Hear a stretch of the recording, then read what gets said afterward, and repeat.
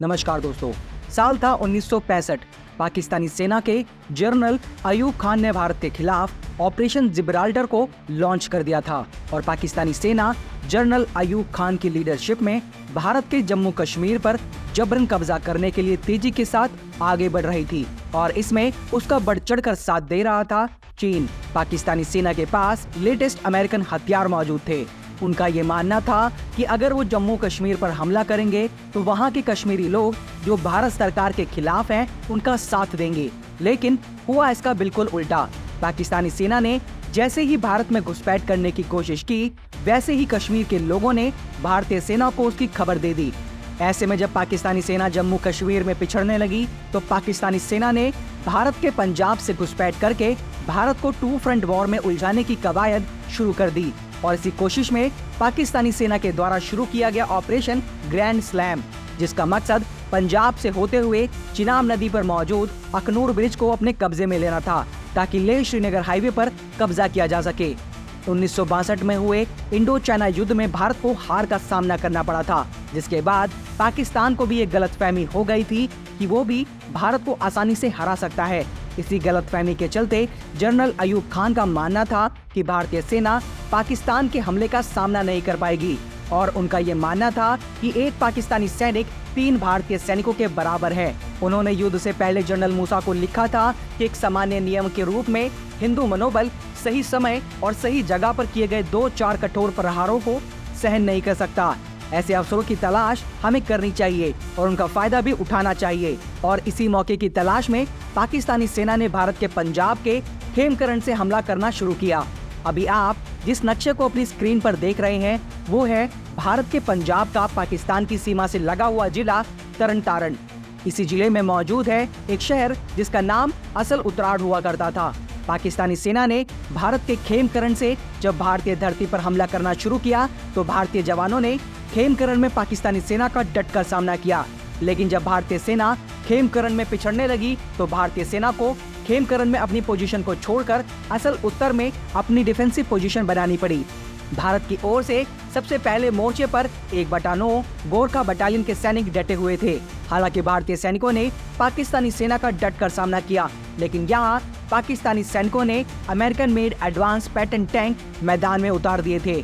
ऐसे में भारतीय सैनिक जिनके पास हथियार के नाम पर बंदूक और ग्रेनेड थे, उनका टैंक्स के सामने टिक पाना बहुत मुश्किल था। लेकिन फिर इन टैंक्स को रोकने की जिम्मेदारी 4th ग्रेनेडियर बटालियन को दी गई, जिसका एक सैनिक 3 पाकिस्तानी सैनिकों पर भारी पड़ा।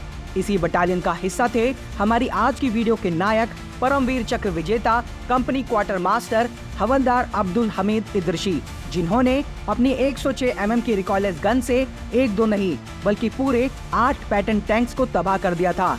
आज की वीडियो में हम भारत के वीर नायक हवलदार अब्दुल हामिद के बारे में जानने वाले हैं। वीडियो काफी ज्यादा इंफॉर्मेटिव और इंटरेस्टिंग होने वाली है, इसलिए वीडियो में आखिर तक जरूर बने रहिएगा। लेकिन वीडियो में आगे बढ़ने से पहले अगर आपको वीडियो अच्छी लगे तो वीडियो को लाइक, शेयर और चैनल को सब्सक्राइब जरूर करिएगा। साथ ही कमेंट बॉक्स में भारतीय होने के नाते जय हिंद का प्यारा सा कमेंट भी जरूर करिएगा। चलिए दोस्तों, वीडियो को शुरू करते हैं। 1 जुलाई 1933 उत्तर प्रदेश के गाजीपुर जिले के धामूपुर गांव में दर्जी मोहम्मद उस्मान और सकीना बेगम के घर जन्म हुआ था वीर अब्दुल हामिद का। बचपन से कुश्ती का शौक था तो 20 साल की उम्र में ही भारतीय सेना में भर्ती हो गए। हामिद जब भारतीय सेना में शामिल हुए तब कैलेंडर में साल था 1954। भारत तेजी से विकास की सीढ़ियां चढ़ रहा था, लेकिन तभी 1962 में चीन भारत की उत्तरी और उत्तर पूर्वी सीमा पर हमला कर देता है। इस जंग के समय हामिद 7वीं ग्रेनेडियर बटालियन में शामिल थे। इस बटालियन को लीड कर रहे थे ब्रिगेडियर जॉन दलवी। हामिद की बटालियन ने चीन की सेना के खिलाफ नामगा चू की लड़ाई में भाग लिया था। इसी युद्ध में उन्हीं की बटालियन के 2nd लेफ्टिनेंट GVP राव को मरणोपरांत महावीर चक्र से सम्मानित किया गया था और ये मेडल भारतीय स्वतंत्रता के बाद किसी बटालियन को दिया गया सर्वोच्च वीरता पुरस्कार था। जब 1965 में पाकिस्तान की सेना ने भारत पर हमला शुरू किया तो उस समय हामिद छुट्टी पर अपने गांव धामूपुर आए हुए थे। लेकिन जैसे ही भारत सरकार द्वारा युद्ध की आधिकारिक घोषणा की गई, हामिद ने तुरंत ही अपना सामान बांधा और अपने यूनिट में रिपोर्ट करने के लिए निकल पड़े। बीबीसी को दिए एक इंटरव्यू में उस दिन को याद करते हुए अब्दुल हामिद की स्वर्गवासी पत्नी रसूलन बीबी ने उन्हें कुछ दिन और रुकने के लिए कहा, लेकिन हामिद ने मुस्कुराते हुए उनसे कहा कि उन्हें देश के लिए जाना ही होगा। बीबीसी को ही दिए एक और इंटरव्यू में अब्दुल हामिद के बेटे जुनैद आलम बताते हैं कि जब वो अपने बिस्तर को बांधने की कोशिश कर रहे थे तभी उनकी रस्सी टूट गई और सारा सामान जमीन पर फैल गया। उसमें रसूलन बीबी का लाया हुआ मफलर भी था जो वो उनके लिए एक मेले से लाई थी।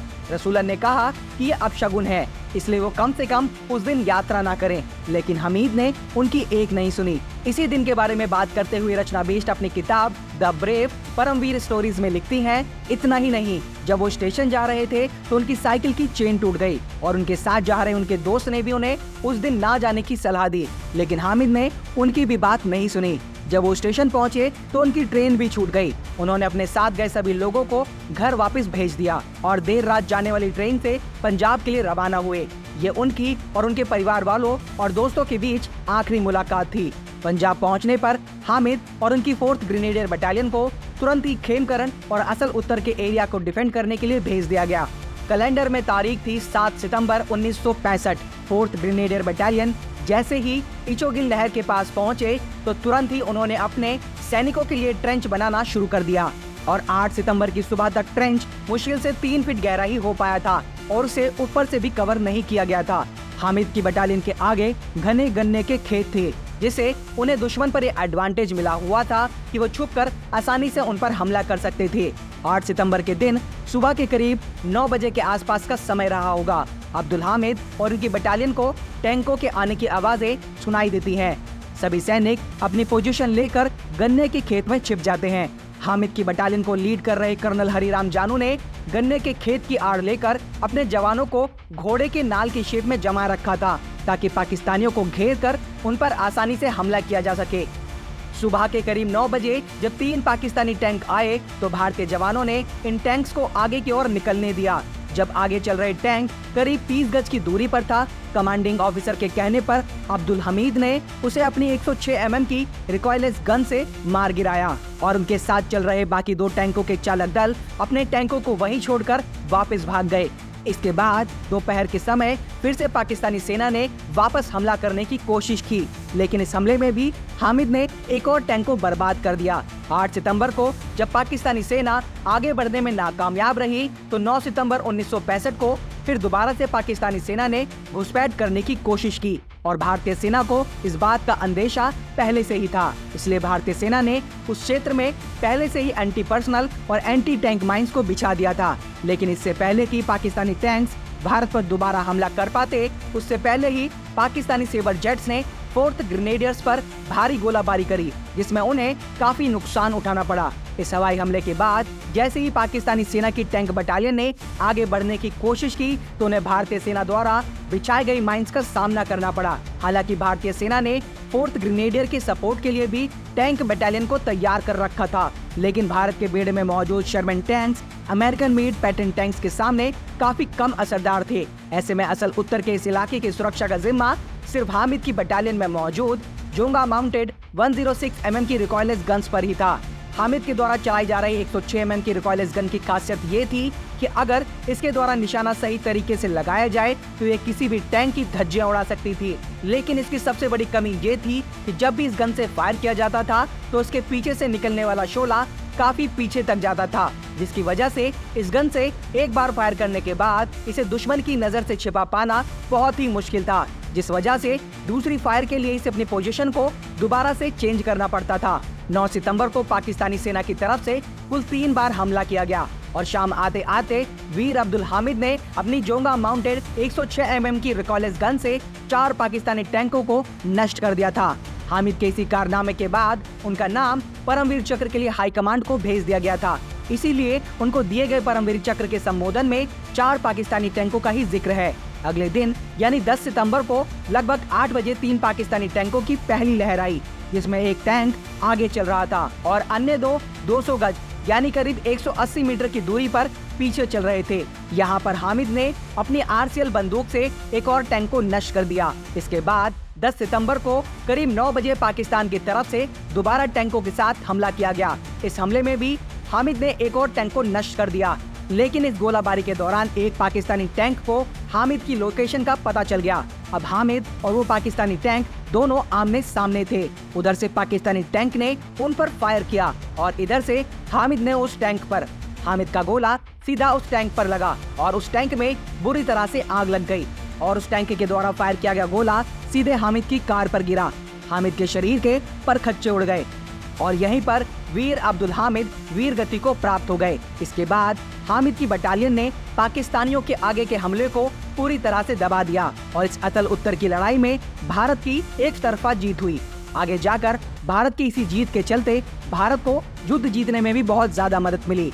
पाकिस्तानी सेना के द्वारा किए गए इस हमले का जवाब भारतीय सेना ने इस तरह दिया कि पाकिस्तानी सेना की बुरी तरह भद पिट गई। इसी वजह से इस जगह का नाम असल उताट से बदलकर असल उत्तर पड़ गया। भारतीय सैनिकों ने इस हमले में पाकिस्तान के 100 से भी ज्यादा पैटर्न टैंक्स को नष्ट कर दिया था और जो टैंक बच गए उन्हें पाकिस्तानी सैनिक वहीं छोड़कर वापस भाग गए और खेमकरण और असल उत्तर की वो धरती पाकिस्तानी टैंकों की कब्रगाह बन गई और बाद में इन्हीं पैटर्न टैंकों के नाम पर पैटर्न नगर भी बसाया गया। तो दोस्तों, ये थी कहानी भारत के वीर सपूत परमवीर चक्र विजेता कंपनी क्वार्टर मास्टर हवलदार अब्दुल हामिद इदरची की। आपको ये वीडियो कैसी लगी हमें कमेंट करके जरूर बताइएगा। साथ ही आप किस और बहादुर वीर के बारे में वीडियो देखना पसंद करते हैं हमें कमेंट करके जरूर बताइएगा। फिलहाल आज की वीडियो में बस इतना ही। जल्दी मिलते हैं नई वीडियो के साथ, तब तक के लिए जय हिंद, जय भारत।